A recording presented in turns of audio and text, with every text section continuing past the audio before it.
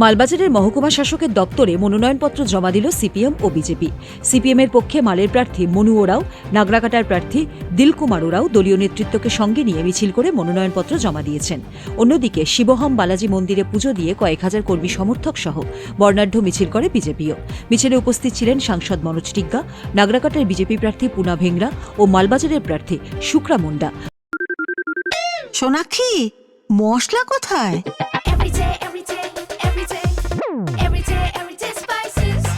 Everyday মশলা, দেশের স্বাদ। পথ চলতি মানুষের সঙ্গে জনসংযোগ সেরে তারপর মনোনয়নপত্র দাখিল করেন। এদিকে পরিস্থিতি নিয়ন্ত্রণে রাখতে মোতায়েন করা ছিল পুলিশ ও আধা সামরিক বাহিনী। পেসফুল্লি নমিনেশন হয়েছে, কোনো অসুবিধা হয় নাই।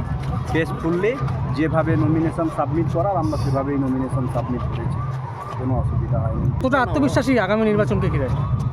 আমি তখনও বলছি, এখনও বলছি একই কথা। আমি 100% আশাবাদী এটা ওই 3-এর থেকে একেবারে জাম করে একে চলে যাবে। আমি একদম আত্মবিশ্বাসী 110%। মালবাজার থেকে অভিষেক ঘোষের রিপোর্ট, উত্তরবঙ্গ সংবাদ।